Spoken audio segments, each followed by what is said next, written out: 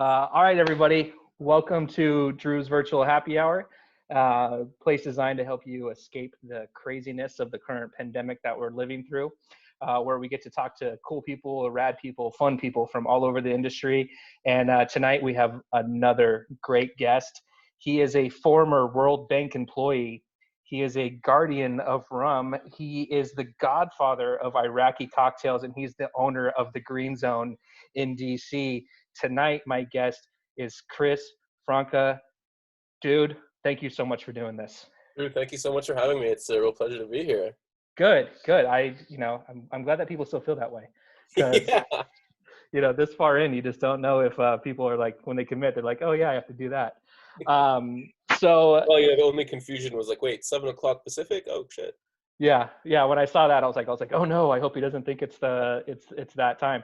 And that was, early on, kind of like a tough thing to figure out too, because I was originally doing them at 8 o'clock, and then I had some of my friends in the Mountain Time Zone and even on the East Coast. They were kind of like, dude, that's too late. I was like, what are you talking about? We're in the industry. Like, what do you We're mean that's too bartenders. late? Like, I wish all of them were at this time.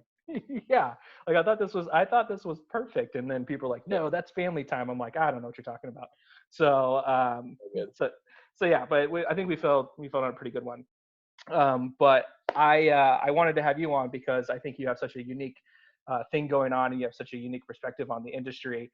Just kind of talking about your story and stuff, which we're going to get into. And so, first question, your concept that you currently have at the Green Zone starts as a pop-up bar in your apartment with a suggested $25 donation. Yes. So my question is, how many people came to the first pop-up?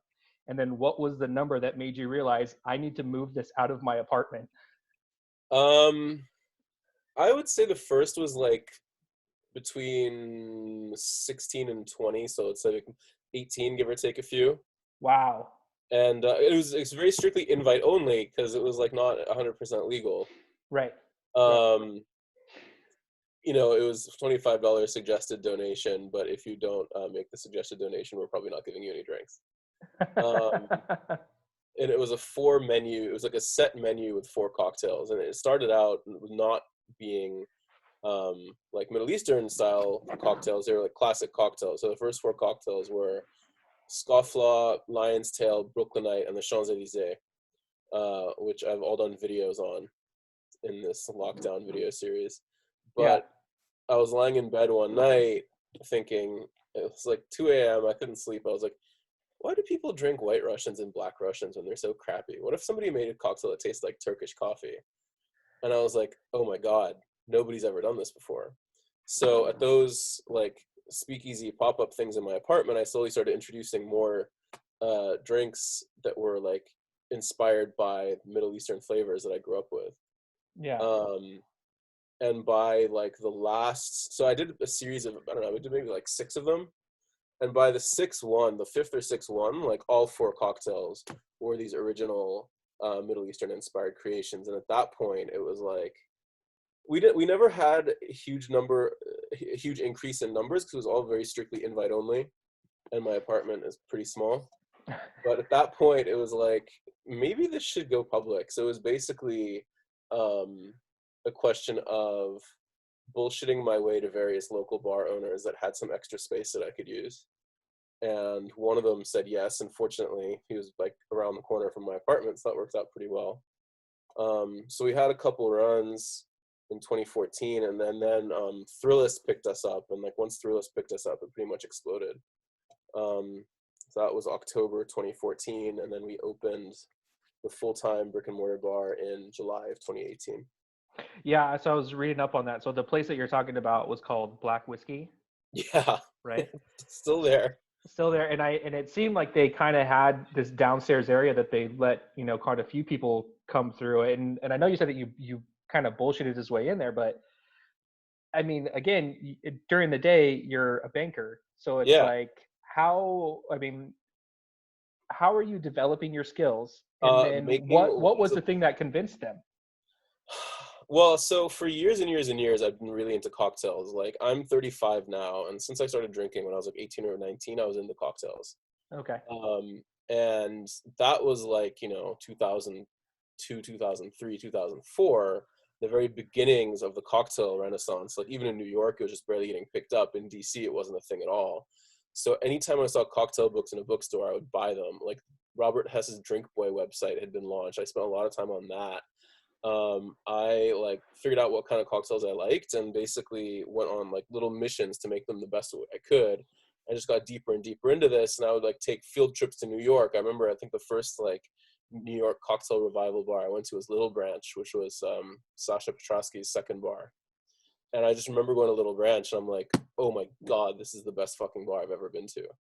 And at that point, I'd never had a Ramos Gin Fizz, but I was like, you know what? I bet this place can make them really well. I'm like, can I have a Ramos Gin Fizz? They're like, absolutely. Yeah. So, so I became like really very big like amateur cocktail person, and I became like the guy whose friends, whenever they came over to my place, they'd be like, yo, make me a cocktail. I'm like, I wasn't even offering you a cocktail. I was like, yeah, but you're making me a cocktail anyway, because you make them better than anybody else. Yeah. So that's kind of what made me think, okay, maybe I'm pretty good at this. And I'd, for a long, long time, wanted to open a restaurant, a cafe, and nightclub, because I used to DJ as well. And then a cocktail bar just seemed like, well, maybe this is like the easiest, lowest risk, highest profit route into that whole world. So by the time it was 2014 and I was bullshitting my way into black whiskey, like I already had a pretty solid amateur cocktail background, but I had never been a professional bartender. Okay. All right. Very cool. And so, and take this with a grain of salt. Okay. Yeah. I was able to find one of the stories of you guys doing this, and it was when you were still at Black Whiskey, and I went to the place that you should not go to, which was the comment section. And so I want to throw some things at you, and so. Well, before we get to that, can you pour us out the drink? Oh yeah, if you haven't already, please do, everybody. Right, I've got arag ramallah. This is our house arag at the bar. Oh, nice. Palestine, and normally it would be served in a small little glass. We're gonna do what I call the Hamra size. Hamra is like one of the major nightlife neighborhoods of Beirut, and every time you go out and order an arag there, they give you like a glass this big. Okay. So let's do it. All right, let's put in about that much, and then always add the water next, because otherwise it'll get this nasty skin on it. Looks like wet enough.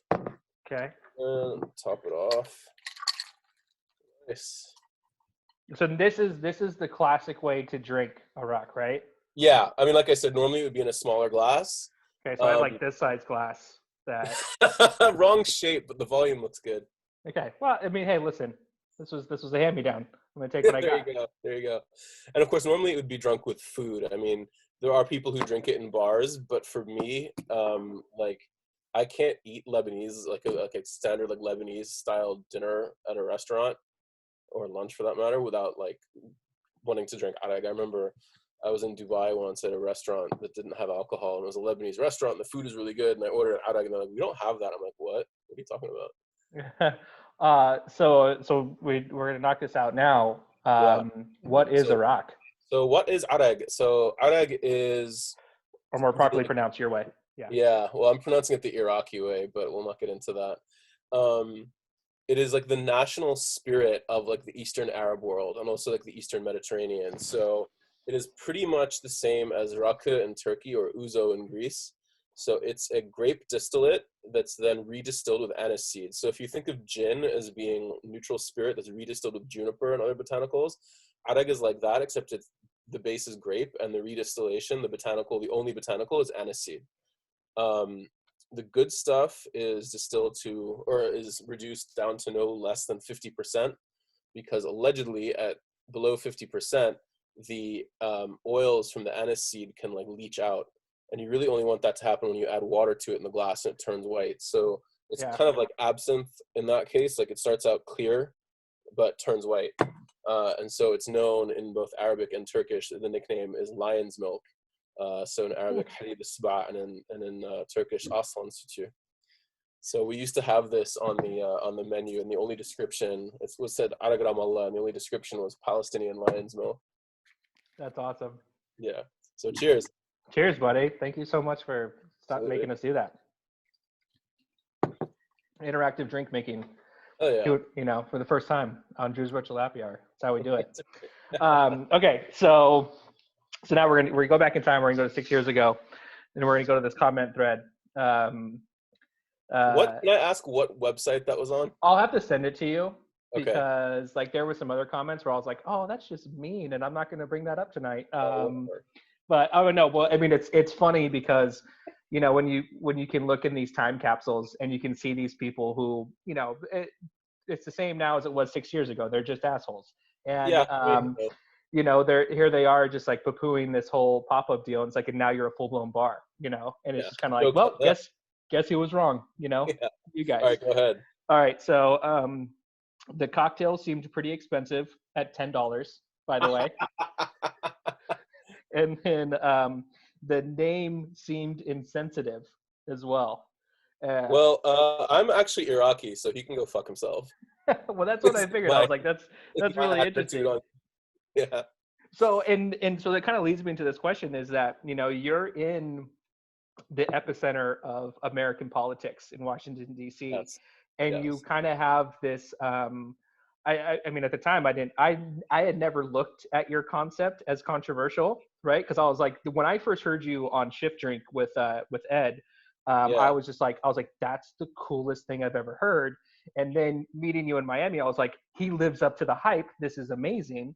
Um, I was just like, I never at any point thought it would be controversial. But then, you start to think about, okay, well, at one point you had the fuck ISIS punch, Yes. and then now it's the fuck Trump punch. Yeah. The only And difference is that we added mezcal to make it more Mexican.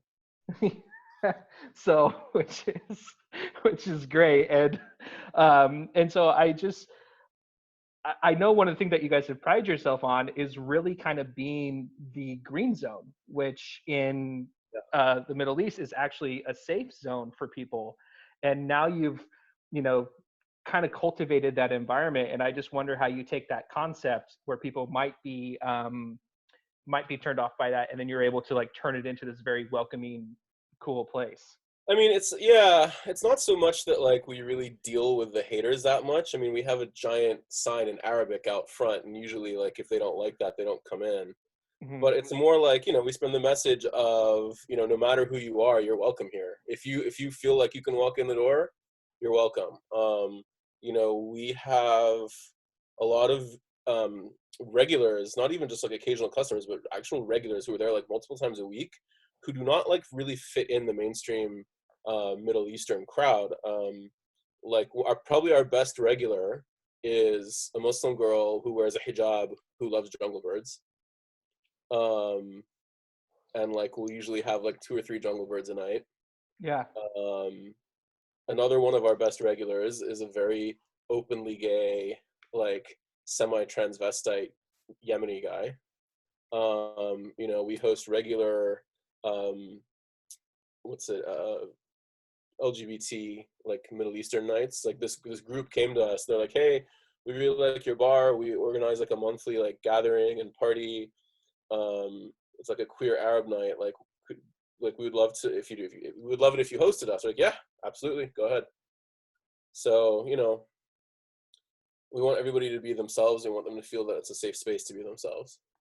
Yeah, and I know one of the other things that you've talked about is, and something that you kind of pride yourself on with the Green Zone, is you want to have more Middle Eastern representations in our community here in America, because you don't want them all just to be like hookah stores and stuff like Yeah, that. exactly. Somebody, there's so many people that have asked me, oh, how come you don't have hookah at your bar? And I think part of this is because the place where I did the pop-up on and off for 3 years, by complete coincidence, also had hookahs. So people like really started associating us with that.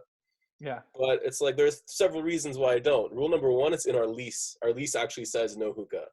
Reason number two is that it's a very narrow space and we get crowded, or at least, did before the pandemic. And if we had hookahs, somebody would drop a charcoal and the place would burn down and people would die. And You number don't want. three is that like I don't want people sitting around saying, "Oh, the Green Zone, you mean that hookah place?" Yeah. So Now, so that can lead into the next question. Like, what's the biggest misconception about the Green Zone? that we serve shawarma and we don't. Okay. Um, Um, no, the biggest misconception is that like we only play Arabic music, and all our bartenders speak Arabic. Like, the fact of the matter is, I'm the only Middle Eastern person who works at the bar.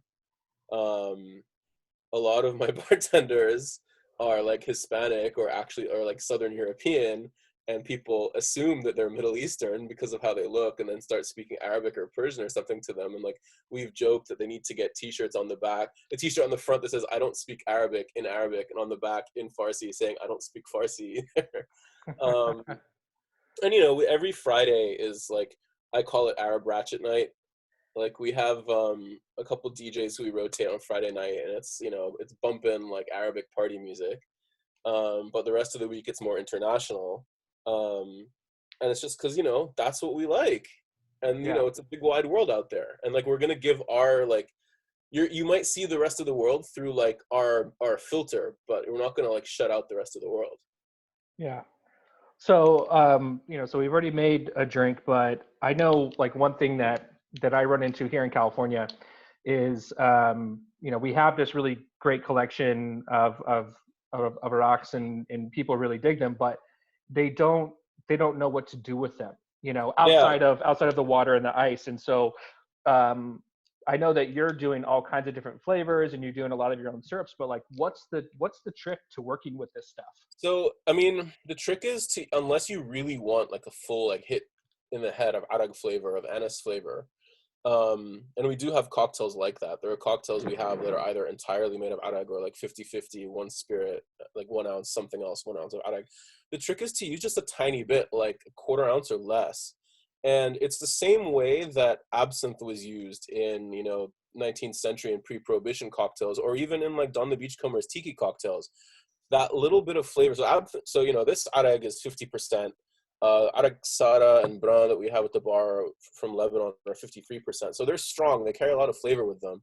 Similarly, absinthe is usually over 60%, carries a lot of flavor. You can put a tiny amount and it'll still cut through the drink. And it'll also oddly, so there's no sugar added to it, but the anise gives a perception of sweetness. So like, if there's a drink that seems pretty well balanced but it's missing something, you could add like a dash of that. It'll bring this slightly herbal quality to it, and it'll also round it out a little bit, which is something I never really thought about until we got into like serious recipe testing at the bar. But yeah, it's just to use a little bit of it, and you can use, anytime you had a classic cocktail recipe calling for absinthe, or like a tiny, like just a teaspoon of whatever it was, whether it was maraschino or curacao or anything like that, yeah, those are a bit sweet, but you're not adding enough to be a major component. You're adding it for an accent, and I think arag is really good in that capacity. Okay. And then if someone walks into Green Zone and they're like, "Hey, I want to make sure that I have kind of like, the special stuff," like what's the drink that you're making them that's also like approachable, right? Because you can't come out the gates like spitting hot fire, but you want Yeah, them to like kind of welcome them. with arag or just in general? With the Arik. um So we have a daiquiri variation. So it's a variation on a daiquiri number 4. So daiquiri number 4 became the house daiquiri of the Floridita in Havana. And it's now like the daiquiri that you get everywhere in Cuba. Like, you go to any bar in Cuba and ask for a daiquiri, and they make you a Floridita style daiquiri number 4, which is great because it may be my favorite drink ever. But we have a version where, so daiquiri number 4 adds, uh, it's a standard frozen daiquiri, but with maraschino added to it. So instead of maraschino, we add a dash of arag and a dash of orange blossom water. And so instead of the maraschino, it's still very much a daiquiri, but it has that like very Levantine flavor to it. Okay. And then what's the cocktail that you just give them that maybe doesn't have that in there, but also speaks to Green Zone in your guys' concept? Probably the Janissary core. The Janissary core is green hat gin, which is made in DC, and pistachio syrup, which we make, and lemon and some spice. Nice. It's a very, very, well, let's put it this way. It's a semi-obvious twist on a very like obscure classic cocktail called the Army and Navy, which uses, I think it's just gin, orgeat, and lemon. And I was like, okay, what if I did pistachio? Pistachios are like Middle Eastern AF, and which is kind of how I come up with a lot of my drinks. Mark, we'll actually get to your comment in a second, but I'm like, okay, so if I had a Middle Eastern variation of the Army and Navy, what would it be called? And it's like, oh, I'm going to call it the Janissary Corps because they were like the elite army of the Ottoman Empire. And that's the only drink on our menu that's never been taken off the menu. Since it debuted in like September 2014 at like one of the first pop-ups, it's always been on the menu. At this point, I'm not sure if it's our top seller, but it's certainly always been one of our most popular. Yeah. And like, and people, the fact is, making your own like nut syrups is not very hard, but nobody does it. And everybody is like, I tried to make your pistachio syrup at home and it failed spectacularly. What am I doing wrong? I'm like, I can't tell you. Now, can you not tell them because you don't want to give up the secret, or Yeah, because exactly. it's oh, okay? Yeah. I mean, the syrup by itself, I say it tastes like liquid baklava. Oh yeah, okay. Although I went to a bar in London, I went to an Oreo bar in London, and they actually had an ingredient on their menu called liquid baklava. I'm like, yo, can I just taste that syrup? And they brought it over. I'm like, you motherfuckers, this actually tastes like the real thing, including the butter and the flour and like, so, but barring that, I think that one is probably the best introduction to like how we do drinks. Yeah, There's a lot of homemade ingredients. A lot of it is twists on existing drinks. So yeah, Mark said works well as absinthe sub and a twist on a Saz Iraq called a Saz Arak. So we actually have a drink called the Saz Iraq, like Iraq the country, and it uses date syrup as a sweetener. So date syrup is an extremely Iraqi ingredient. It's sometimes called date molasses, and it's basically like really ripe dates they press the hell out of them, and I guess what flows out is a date syrup. So we use that as a sweetener. I also make my own bitters. I make a bunch of my own bitters, but the main ones are like my version of an aromatic bitters that I call Arabian bitters. Um, and it's about 20 different spices and stuff that are used in Middle Eastern cooking. And so I use that in shows. The rinse or the spray, as we do, excuse little mister bottles.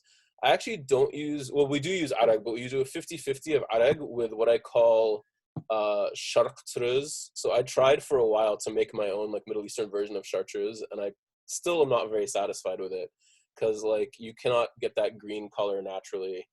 And it's really murky, and I've tried clarifying it with a centrifuge, it still doesn't clarify, but it's very intense, and so we cut that down 50-50 with arag, and so I think it's a pretty good sub for absinthe in that. So there you go. So you're doing chartreuse with the arak. You said that's 50-50? Yeah, so it's called chartreuse because sharq in Arabic means Eastern, as in Middle Eastern. Yeah. Um, so like the adjective Middle Eastern in Arabic is usually just translated as Eastern. So there's a lot of puns on my menu and in my ingredients. So yeah, it's the chartreuse mixed with arak. Yeah, that was actually one I wanted to ask you about because when I saw it, I was like, wait, what goes into there? I wonder if he'll tell us. And now we know. So that's great. A lot of stuff, a lot of fresh green things that unfortunately don't stay fresh and green very long. Yeah, I believe And it. like I've called Dave Arnold on his radio show several times and been like, all right, Dave, this is Chris from the Green Zone in DC. I'm trying to work on this green thing and blah, blah, blah. Then I met him at Tales of the Cocktail. And he's like, oh, yeah, you ever figure out that green thing? I'm like, no, you haven't? If you haven't, I sure haven't. So as I mentioned, you're kind of like the godfather of this movement, right? And there's just not a whole lot of people that are doing what you're doing. So I'm curious, like, where do you get your inspiration from? And then, I mean, how does that come out? How does that come to fruition with the things that you're doing? Yeah, so the background is that I'm half Iraqi on my mother's side. And my mom grew up in Iraq and in Lebanon, and her parents currently live in Lebanon. So growing up, I grew up not only with her, but also with her parents. Her parents lived about 2 miles down the road. So we would have, dinner at my grandparents' house like once a week. They would come over to our house once a week. So most of the food I ate growing up was like either Iraqi or Lebanese. So I grew up with all those flavors, and I grew up with all those ingredients in the house. And I got interested in cooking at a pretty young age. So, and I was always pretty curious about it. So I'd sort of like taste everything. And then starting, I guess, as a teenager, when I was in college, I started going to Lebanon a lot more frequently. And like in the last between about 2010 and since the bar opened, 2010 and 2018, I was going to Lebanon on average of about twice a year. And so I just really immersed myself in like the local food culture and the drinking culture and just the smells. I mean, there's a very successful and deservedly so Middle Eastern restaurant that opened like 6 months before we did in DC called Maidan. And like the first day I walked in there, I was like, oh my God, these guys totally executed the idea for the restaurant that was in my head that I never told anybody. And on top of that, it smells like the Middle East. Like everything's cooked on wood, and so they have all this like lamb and stuff grilling and bread baking, and it's like this smells like a street in the Middle East. They nailed it. So like it's been a question of, okay, do I want to take one of these flavors and showcase it and highlight it, or do I want to take an existing drink concept and like Arabize it, as it were? So there's several ways around it, and you know, something like the Saz Iraq or the Janis. Saz Iraq is obviously a very close relative. The Janissary core, like I said, is based on a not very well known cocktail, but those are two examples of wanting to take existing concepts and doctoring them up a bit. There are some other drinks that just sort of came out of thin air, which were a result of saying, okay, I've got this one ingredient or this one flavor profile, I want to build a cocktail around it. Yeah, and so, you know, obviously not everybody's going to go out and, you know, start making like different Arab spice syrups and Yeah, well, stuff I mean, like this is the thing. It's based on, so I started it when I was about 30. It's based on like 30 years of experience growing up with these flavors.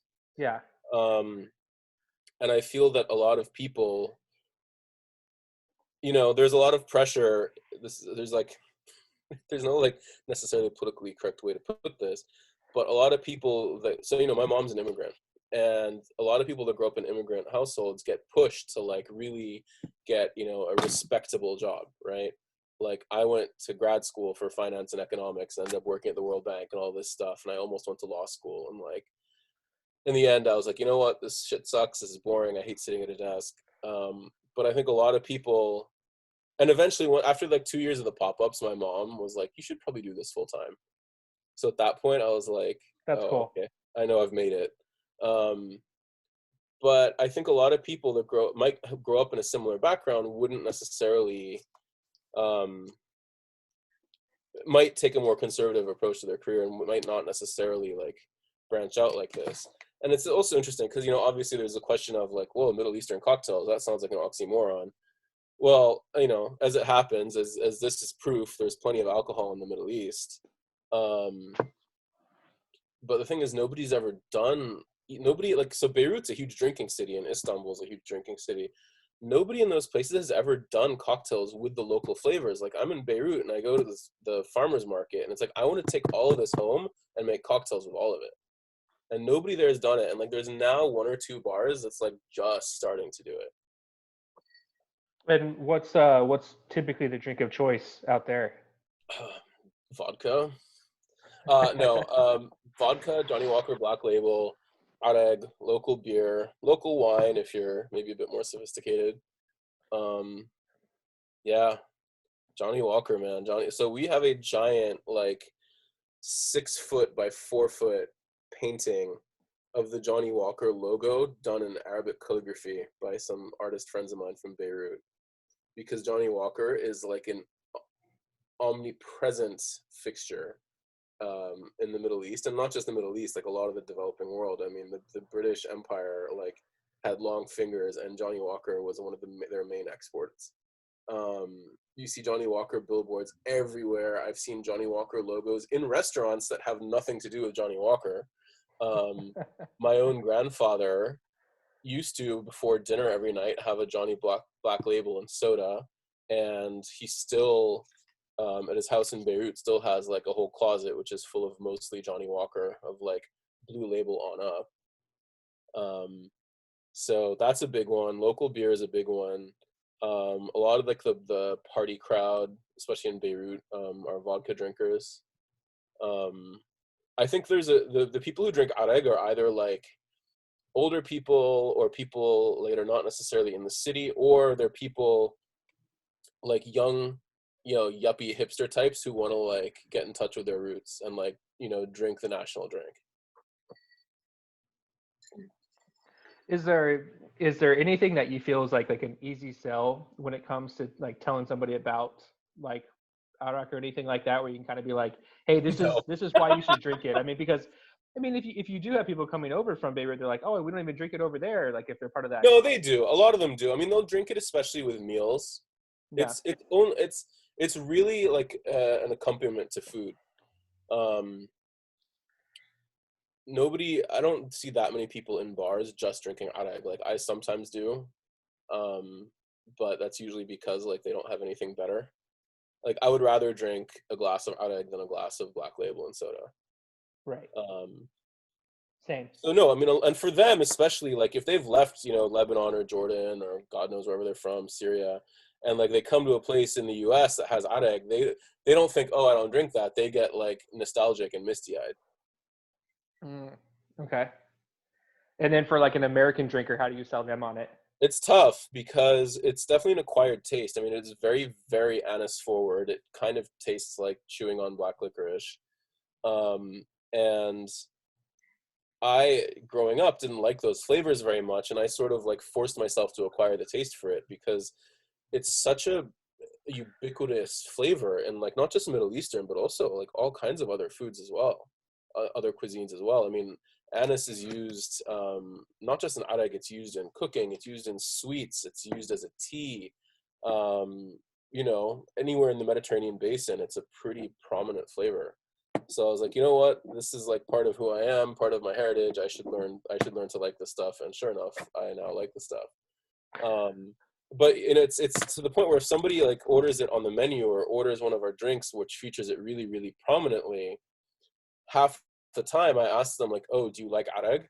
And if they're like, what's that? I'm like, do you like anise? And if they're like, what's that? And I'm like, licorice. They're like, oh no. And I'm like, well, then you should probably order something else. And then if they're like, oh yeah, I do, I'm like, oh, then definitely try this. Yeah. Or if they just have an open mind, I'll usually just pour them like a quarter ounce to try.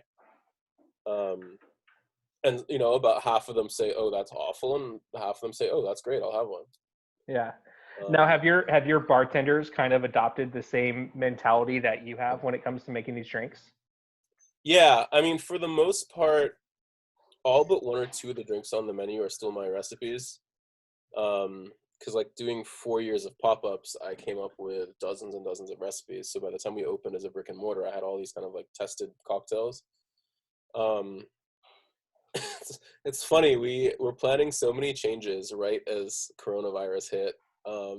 We were gonna like overhaul a lot of stuff, and now it's all gone on pause. But yeah, I mean, they all know if they want to come up with their own drink that's sort of on theme, it should feature some of the, Middle Eastern ingredients that we have. We don't just have arak, we have, first of all, the bitters that I make and stuff like that, but a lot of syrups and stuff. And so the Middle East has a lot of really good non-alcoholic drinks, sort of for obvious reasons. I mean, if you want non-alcoholic drinks, the best place for it is the Middle East, although they do tend to be sweet. So most of them are in the form of syrups, which get diluted.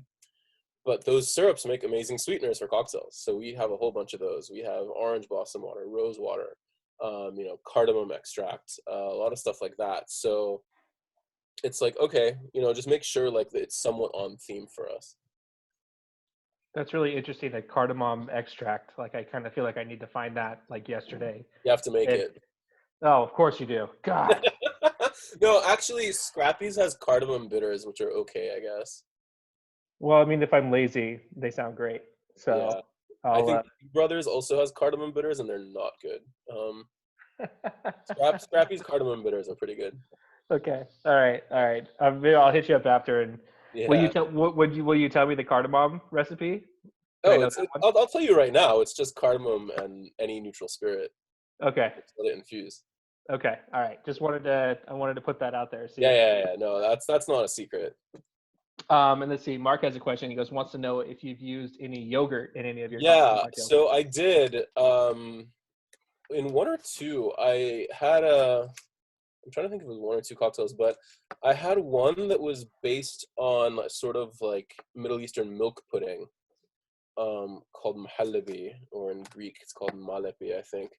Um, and I'm like, all right, I don't want to use milk, and like I want to see if yogurt works instead of cream, and it kind of did. I was hoping for it to get like a ramen fizz sort of texture, and it unfortunately it doesn't. I don't know if it's like because of the fat content or something else. Um, but it was still Fred, Nobiliary is bloody awesome. I don't really like the Foursquare bourbon barrel ones as much, but Nobiliary hits it out of the park. So there's that quickly answered. Um, yeah, so yogurt does certainly give a very good texture to the drink itself, like not so much in the foam, but in the whole body of the drink. And it's also kind of acidic, which is nice. It's good. I haven't done too many cocktails with it, mostly, especially because like dealing with it is kind of sticky and gloppy. So I guess you could have it in like those special squeeze bottles where they have the top cut off and you bang them and then you squeeze it out. But yeah, I've done it and I liked it. Nice. And so, Fred kind of jumped the gun on us a little bit, but the next part of this conversation was going to be about rum, because obviously I know you're a huge rum fanatic as well. Oh yeah, it's And ridiculous. It's getting out of hand. so with that being the case, I mean, you have this passion for Arag, and you have the roots, you have the history and everything like that. Where does the rum come in, and how does it infiltrate you to the point where you're now concerned about your obsession? So the first cocktails I really started getting interested in were the classic Cuban rum cocktails. So like it was actually first the mojito and then the daiquiri, and it became like this. It became an almost like Indiana Jones-ish quest to like find the perfect tools and techniques and ingredients for making the perfect mojito. And so that got me on the quest of like, okay, let's learn about rum and what makes a good rum, and what makes a bad rum, and like who makes them, and like just down this rabbit hole, which started over 15 years ago. Um, and that kind of led me to all the other rums. Um, and the way that plays in with the green zone is that I've always thought that the Middle East and Latin America, and to a lesser extent the Caribbean, are like two cultures separated at birth. Um, One of my friends who has spent a lot of time in both places very descriptively said they're both plastic lawn chair cultures. And as soon as he said that, I knew exactly what he meant. It's like, you walk around anywhere in the Caribbean or Latin America and anywhere in the Middle East, and like, the unemployment rate is pretty high, and you just see people sitting in their plastic lawn chair, the white plastic chair, smoking cigarette, playing cards, drinking beer or tea or whatever. Um, it's exactly the same in the Middle East. Like, it's ridiculous. And as soon as he said a plastic lawn chair culture, like, I knew exactly what he meant. I mean, you see like white plastic lawn chairs on so many street corners in the Middle East. It's kind of ridiculous. Um, and the Caribbean is also kind of like that. But on top of that, there was a lot of emigration from Lebanon, Syria, Jordan, Palestine, the Levantine countries to Latin America and the Caribbean, especially of Christians from the Levant to the Caribbean, because at the turn of the 20th century, there was a lot of persecution of Christians in the Ottoman Empire. So a lot of them, they were already Christian, they might have already spoken Spanish or French, um, basically hopped a ship and went to Mexico and Brazil and Cuba and Jamaica and, all over the place. So there's a pretty significant Middle Eastern presence in those countries, which I sort of discovered later, but I'm like, oh, this justifies my rum obsession and why I can serve so much rum and Caribbean themed stuff at my bar. Yeah. And Um, we do a lot of what I call like Middle Eastern Caribbean fusion cocktails, or Middle Eastern Latin fusion cocktails. So like that daiquiri with the arag and orange blossom water is a good example, but there's so many others. what are some of the others? Oh man. So technically it's not Caribbean, but I did my own version of a jungle bird with date syrup and dried lime and cardamom. Um, I have several like Middle Eastern daiquiri variations actually. I've done a Middle Eastern inspired mojito that involved a Persian honey and vinegar and mint syrup with fresh cucumbers. Um, it's funny, I'm like blanking on all the drinks right now, but we came back from we did a pop-up at La Factoria in San Juan, and I've always been a fan of rum and coconut water, and especially if I'm in the Caribbean, and coconuts are easy to get. Like that's pretty much all I drink. And we were doing our pop-up at La Factoria, and we brought like several bottles of this down with us because we were using it in one of our cocktails. Um, and we're like, I wonder how that tastes with coconut water. And the answer is it tastes fucking awesome with coconut water. So like Aragon coconut water is now one of my favorite things. That's awesome. So I have a question from Val. He says, "Are there any anise liqueurs in the Middle East, and are they No, popular?" No. Okay. no. Liqueurs from the Middle East are very few and far between. Like there's one, maybe two monasteries in Palestine that make liqueurs, like sweetened liqueurs. So no, all the anise spirits in the Middle East, for the most part, are not sweetened and are quite strong. Okay.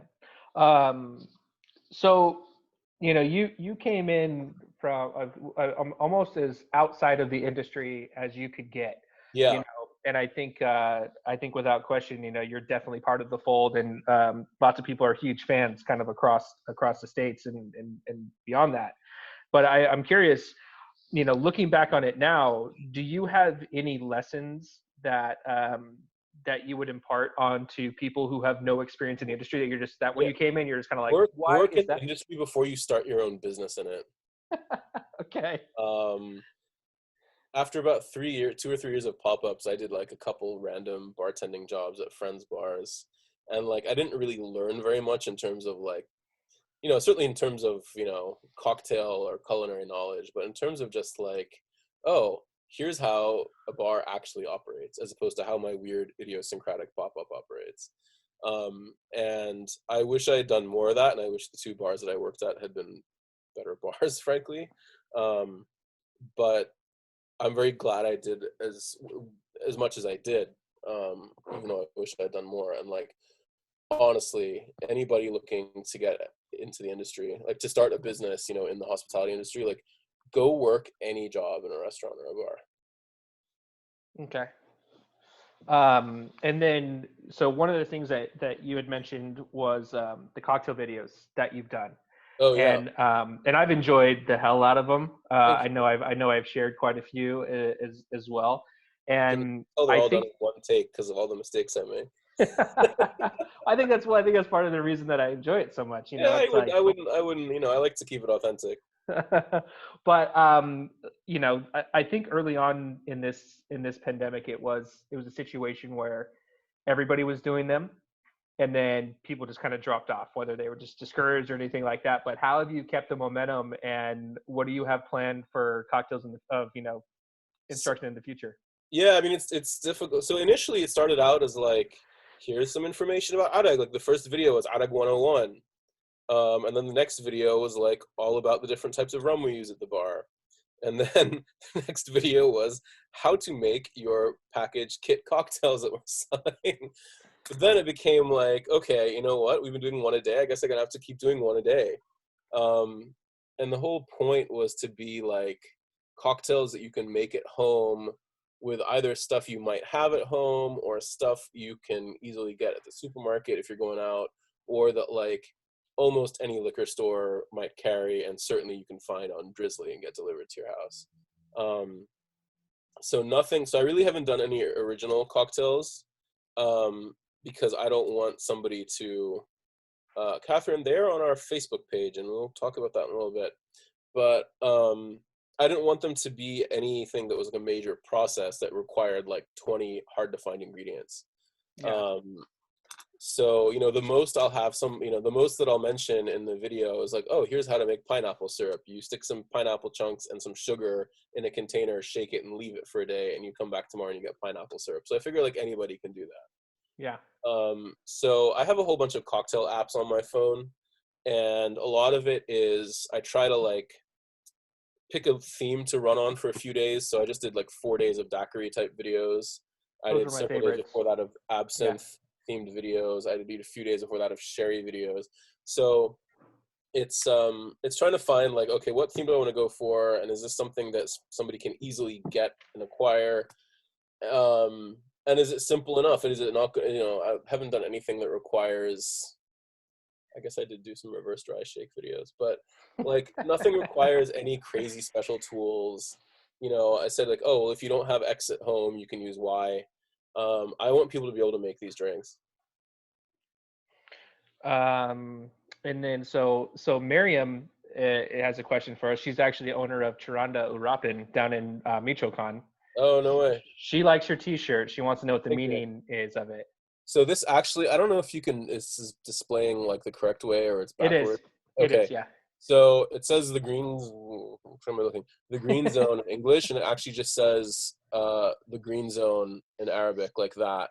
And then on the bottom it says Middle Eastern cocktails, and it also says again the same thing in Arabic like that. And then this is left entirely in Arabic, and it's an Iraqi Arabic phrase from a song that says nothing is tastier than us. It's so nice. Yeah. That's great. And we discussed before we started, before everybody got in here, you can go to the Green Zone's website and you can actually purchase the t-shirts there. Yeah, so it's thegreenzonedc.com. And the videos are on our Instagram page, on our Instagram, which is just Instagram/thegreenzonedc, and on our Facebook page, The Green Zone. And I'm posting a video every day, come hell or high water. I'm actually going to be filming a video after this, and I have no idea what I'm going to make yet. So yeah, what I was saying is I have a bunch of apps on my phone that I would actually highly recommend for anybody serious about making cocktails at home. The Bartender's Choice app from the guys who own Attaboy in New York. Attaboy is like one of my all-time favorite bars. I make sure I'm there every time I'm in New York, and it's influenced the Green Zone a lot. Attaboy is why the Green Zone like cuts its own ice and uses like the big cut ice and everything. I saw them doing that, and I'm like, oh my god, this is the coolest thing ever. So what was I gonna say? You're talking about apps, all the ones. Oh yeah. So the owners of Attaboy, who were like disciples of the late great Sasha Petrosky, have their own app called Bartender's Choice, and it's very like no nonsense. In fact, any of those type of drinks, the Petrosky school of drinks, are all meant to be like easily reproducible and replicable. They all feature ingredients you can buy rather than you have to make, and they tend to be like between 3 and 5 ingredients long and like simple enough techniques. So it's called Bartender's Choice. I highly recommend that one. And you can search by like, I want rum, I want brandy, I want boozy, I want stirred, I want shaken served up, I want shaken served down. Like you can get very granular with it. So that's a really good one. Another one I really like is called Martin's Index. So it's I think it's a collaboration with David Wondrich, the well-known cocktail historian. But Martin Duderoff is a software developer who does a lot of cocktail apps. His company is actually called Mixology Tech, and it's the same kind of layout. You can choose by ingredient, by what you can also like plug in. I have this at home. I have Y at home. X and Y at home. You can say, okay, things like cocktails I can make with things I have at home. You can search it by source. So it's all historical cocktails from like 1862 until the 1950s. So you can search by what was in Jerry Thomas's first cocktail book. You can search by what was in the Florida cocktail book. You can search by what was in the Savoy cocktail book. And again, most of those recipes, first of all, there's a lot that are like completely forgotten to time, and sometimes with good reason. But there's a lot of really stone cold classic cocktails in there. And not just like one recipe, but several recipes, the way like several different prominent bartenders and authors made them historically. So that's kind of cool as well. And then the last app that I use a lot is Beach Bum Berry's Total Tiki app. Yep. And I basically take Beach Bum Berry's recipes as like the last word on any tiki recipe. Yeah, I would agree that that's definitely one of the ones that I have. So speaking of education and stuff like that, you start as a home bartender, but you also, you become extremely knowledgeable on like the history of spirits and things like that. What are some of the books that you would recommend in more of that genre? And are there any like books that any of us can read about Iraq or anything Yeah. Middle Eastern. So let's start with that one because that's actually the easier one. There's 2 books. Actually, if you excuse me for 1 second, I have one of them right by me and I'll show it to you. Sure.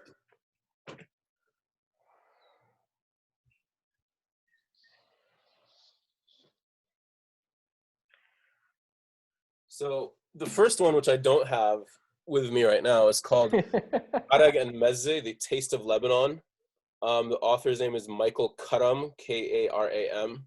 That's really good because he talks about the history and production of it, and he reviews a bunch of the different producers of Arag, and then has a whole bunch of recipes for Lebanese food, which is kind of seems out of place, but that's a really good book.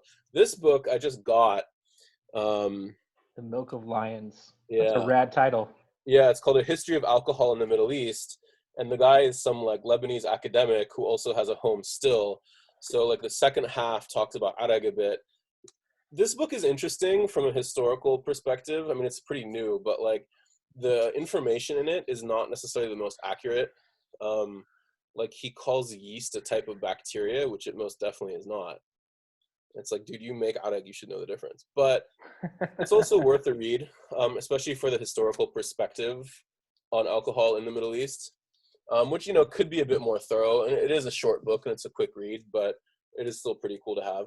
So those are the 2 I would recommend on that subject. As far as more generally, I would say David Wondrich's 2 books, Imbibe and Punch. Any of Beach Bum Berry's books, especially Potions of the Caribbean. As far as like introductory books, the Cocktail Codex from the Death & Co team is really, really good. And then as far as like, I would also suggest David Emery's The Fine Art of Mixing Drinks. Some of his like ratios for drinks might not be the most like the most palatable today. Like he favored really, really boozy drinks. Like his recipe for a daiquiri was, I think, 2 ounces of rum to half an ounce of lime to a quarter ounce of simple, and like that's a really, really rum forward and dry drink. But his whole like theory and like methodology of how to make a good drink is very worth reading. Sasha Petrosky's book regarding cocktails, which came out shortly after he died, is really good. Also talked about his mindset, like as far as like classical and tasty cocktails go, like nobody did it better than he did. And then we have a question from Mark. He was wondering, like, what's the difference between various Arag brands? Like, are they a different style, or are they? He's tried a few, but they all seem pretty similar. Anise forward, high proof. Yeah, they all are pretty similar. It's really like when you start getting in getting into them in a lot of detail that you start to notice the difference.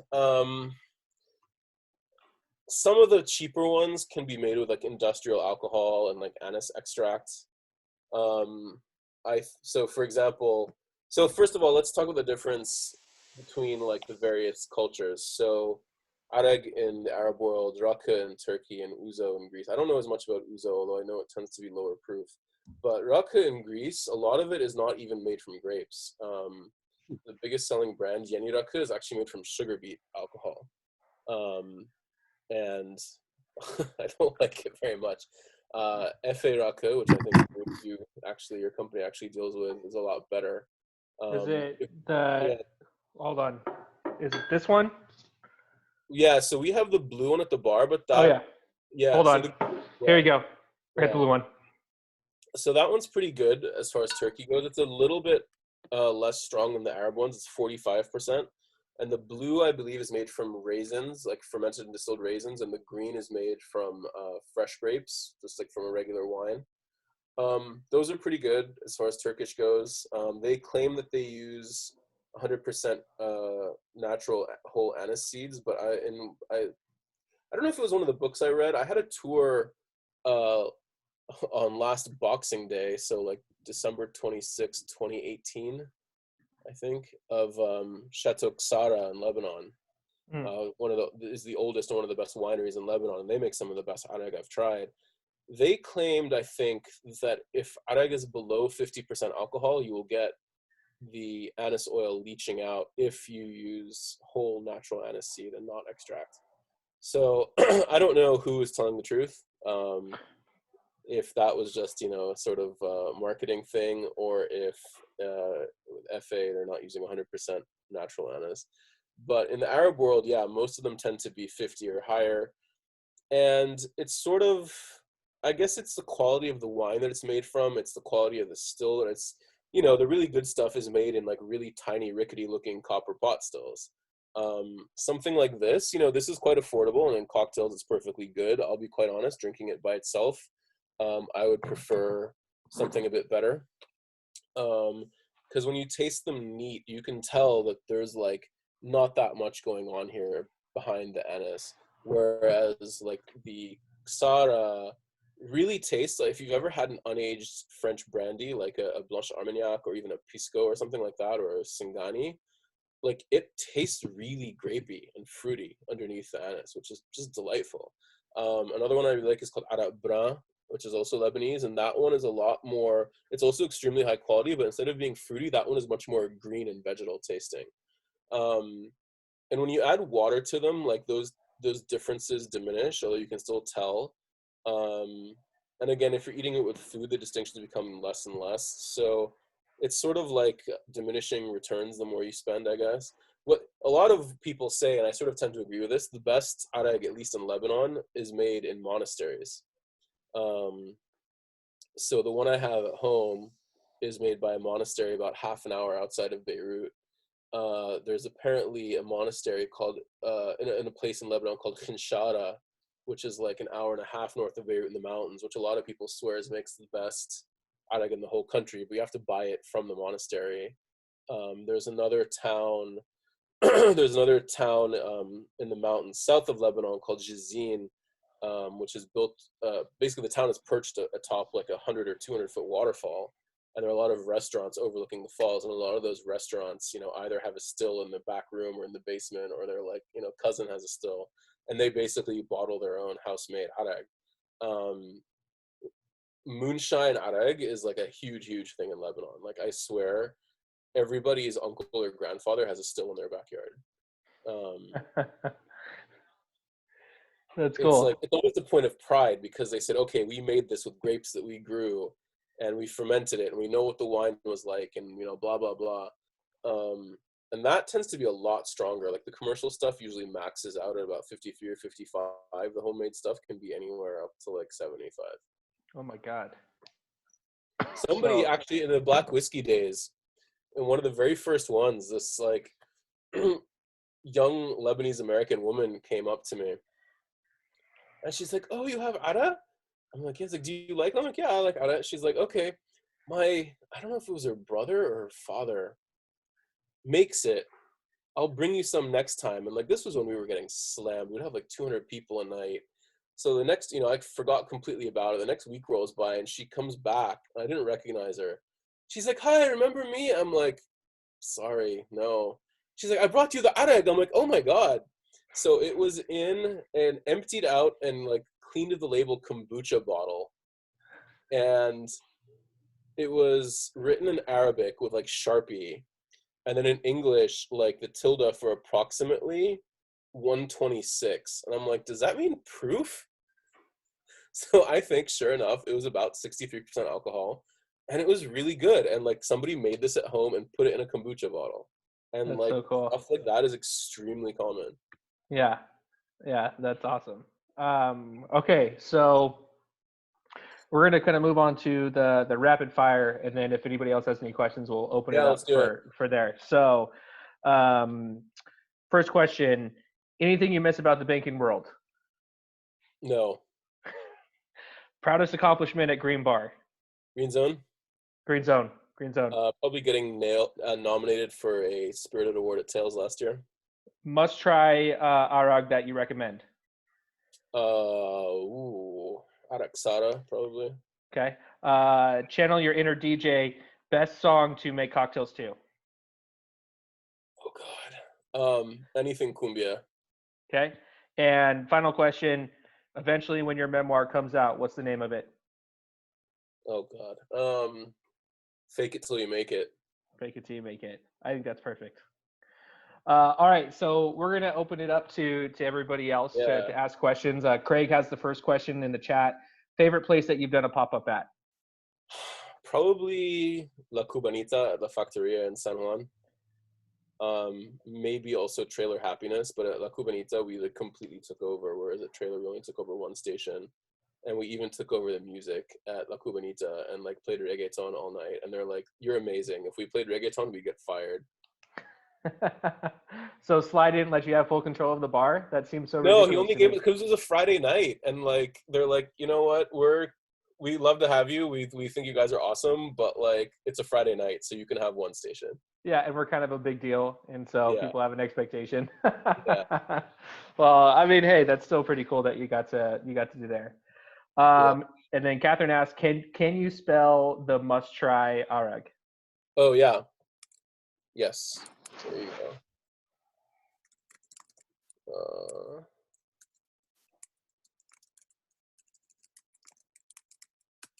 There you go. Drew, is that one of yours also? Yes. Yeah, it's really good. I did this thing the other day, like a few weeks ago, where I like tasted all of the arags I have neat. Nobody drinks arag neat. Like I do not recommend drinking arag neat. It's like getting punched in the face. And I drink, ridiculously strong, stupid rums. Um, but you can really, really tell the difference when you drink them neat. And like the Casada really, like honestly, tasted like a really good brandy behind the anise. It was amazing. It's kind of like drinking really peaty Isla Scotch. Like it's like, yeah, the peat and the smoke is all you get until you really learn to like taste and smell behind it. Yeah. So it's Have you kind of the same. have you been to their website that they have set up? Casada's website? Yeah. Yeah, not in like a year or so. Why?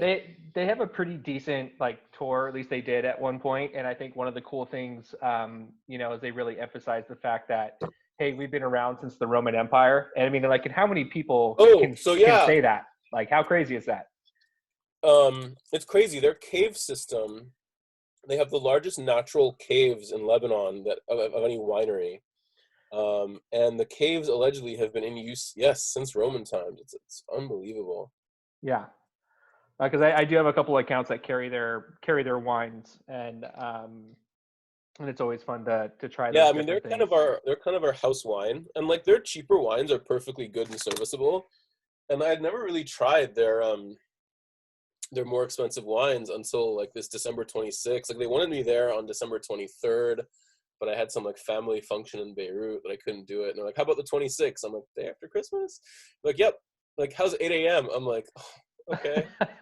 So meanwhile, Beirut is the kind of city where you can go out and party like an idiot on Christmas Day. So I was out at my favorite bar on the night of Christmas Day until like 2 or 3 in the morning. Just like I'm friends with the bar owner and the bartenders there, and like we were just getting dumb. And I'm like, I gotta go home because I gotta be up in like 5 hours. So this car picks me up. I was hungover. I had this bumpy ride for 2 hours into the mountains and into the valley. And like, the first thing they say when I get there is like, "Oh, Illy will be here soon. Would you like some coffee?" I'm like, "God, thank you, yes." And then it's like, "Let's try all the wines." And they meant all the wines. So I basically had coffee and wine for breakfast. That's Um, you can't drink all day if you don't start in the morning. Jesus So Christ, ain't that true?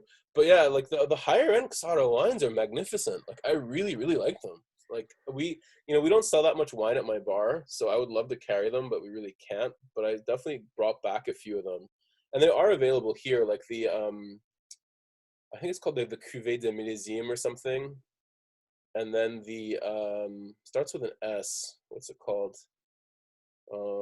It's the one after that. um, we actually have Val on the call right now, and he's the one that deals with them directly. He might be able to drop some knowledge on us. Uh, Val, do you have any insight on the Casara wines?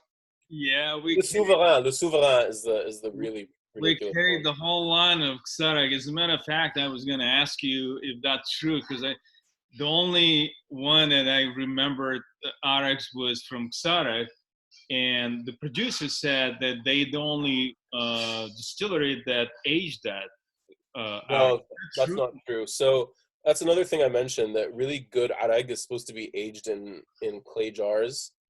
you don't want any wood notes on it, but I guess when it comes off the still, it's quite volatile. So if you age in something that's relatively inert, you get a lot of evaporation and mellowing of the spirit. And so in Lebanon, the tradition is to use clay jars. And there's a lot of misinformation and conflicting information out there, but so Arak Bran does it for 3 years and 5 years, depending on which bottle. And I think Sara does it for either 2 or 3 years.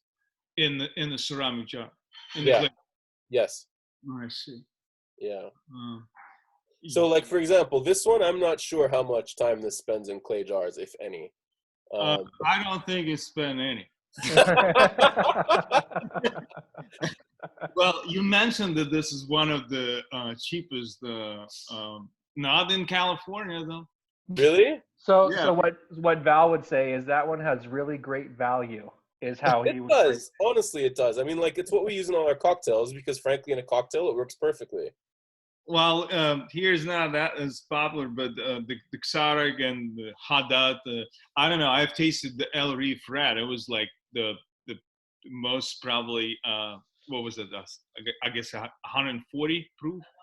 Oh, really? Yeah, I haven't had that one. I've had the Arif blue one. But I like the Xarek the best out of them. It's really good. And like Sara has this reputation in Lebanon, I guess, or like not so much in Lebanon, but in like international wine circles as being like really mainstream and blah blah blah. But like they're just really good though. Although I never done this like side by side tasting like done with other spirits, whiskeys, rums. So I don't really I can't tell. But I just remember the Xarek is one that I've several times tasted at the show. Yeah. Okay, so the 2 wines I really like. There is the Cuvée du Troisième Millénaire. We have that one. At a level above that, there's the Souverain. Yeah. So those are really, like, in my opinion, excellent first of all. Those are a little bit pricier wines, right? Yeah, those are a lot more pricey. And then Summer just brought up the fact that the Messiah is pretty good. That's actually what I The would. Messiah Ara is probably their best product, actually. Right. Nice. Yeah, I would say that's also a first-rate one. Their owner has been to the bar and like hangs out in DC actually a fair amount, but they're in our market they're quite a lot more expensive. They're like $10 more a bottle than Xara, and like I think they're as good, but I don't think they're $10 a bottle better. Yeah. Well, especially if you're talking about, across the spectrum, like there's not too much variation that you can have Exactly. amongst them. So it's like those minute details, like they really do come into effect, and it's hard to justify the $10. Summer, if you get that book, Arag and Mezze by Michael Karam, it talks about all of those producers that you mentioned. I don't think I've had Tuma in like an extremely long time. The one that used to be available, so I grew up in like suburban Virginia. The one that used to be available in Virginia was called Arak Razouk.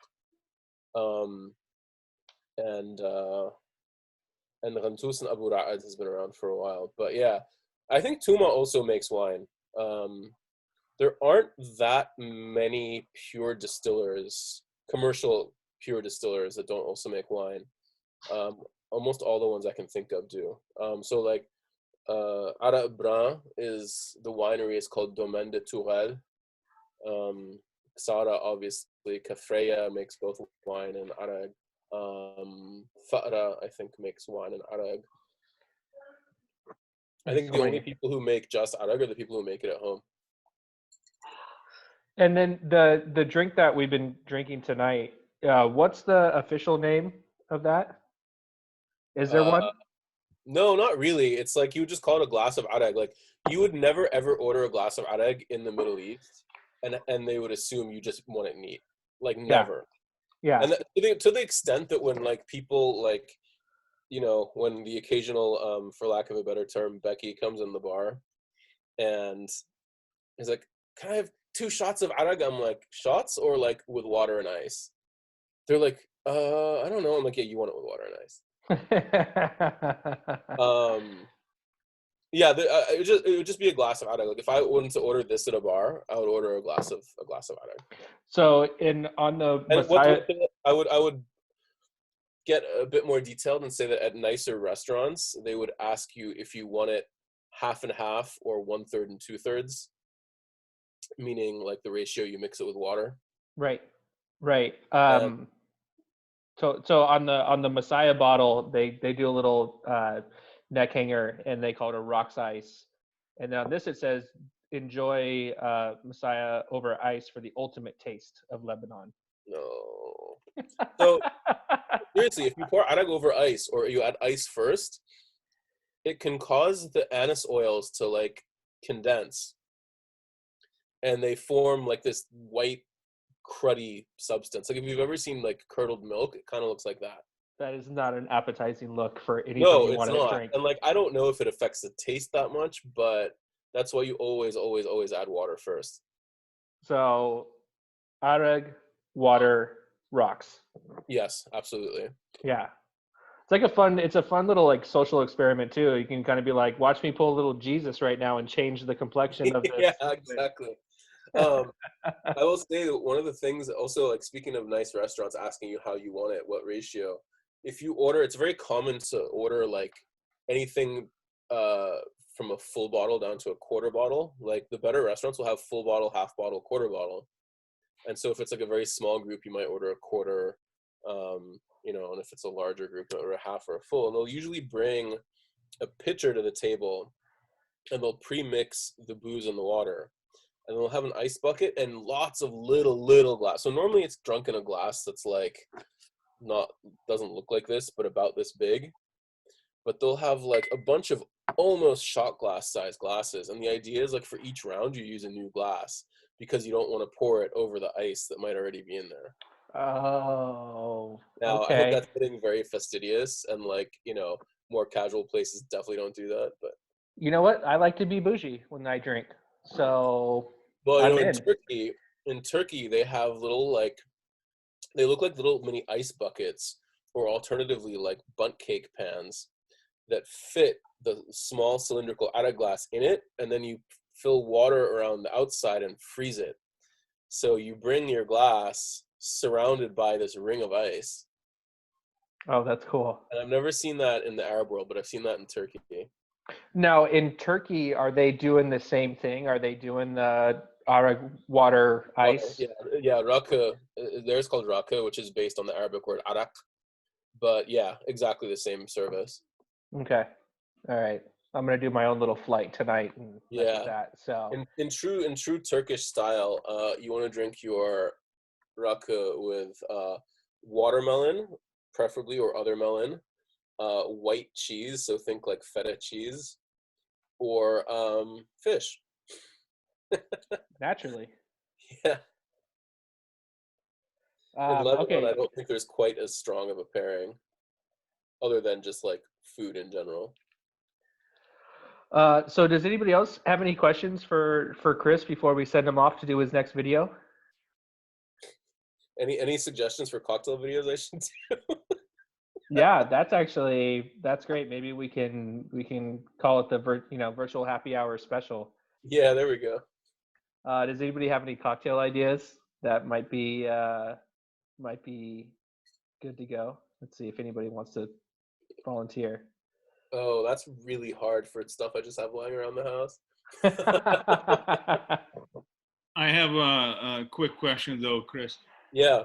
I have a neighbor came in right before the tasting, and I had this bottle open. Said, "What? This is what we're gonna do." So, well, I never tried it, so I poured the ice and poured an arak over the ice, so it got milky, and so he tasted, and he said, "Wow, this very strong anise flavor." Yeah. I said, "Do you like it?" Well, it's not bad, but it's too strong anise flavor. So I was gonna, I just poured a little bit of lemon juice into that. What would be the quickest way for people that kind of don't like that flavor? Okay, so well, for the thing is, people who don't like that flavor can detect that flavor in like tiny fractions. Like there are some drinks we have that have literally like 2 dashes in there. Like if you're dashing out of a bitters bottle or something, and they send it back. So like, oh, I can taste the licorice. I don't like it. It's like, well, you shouldn't have ordered it because it said arak was in it, but whatever. But it's funny because we got during the pop-ups, one of the most frequent. There was one specific group of regulars that would always order ara and lemon juice, and it's like, really? They're like, yeah, it's like every time they ordered it, I would like sneak in a bit of sugar, a bit of honey, because like I couldn't imagine just drinking ara and lemon juice by itself. But that evolved into a cocktail that has like become a standard on our menu called a few of my favorite things, and it's equal parts scotch because I talked all about Johnny Walker, scotch, ara, lemon, and honey. So Wait, so it's I would say make a cocktail with it, like a cocktail where it's not necessarily like the starring ingredient, it's just like an accent, and it might be a way to like slowly introduce somebody.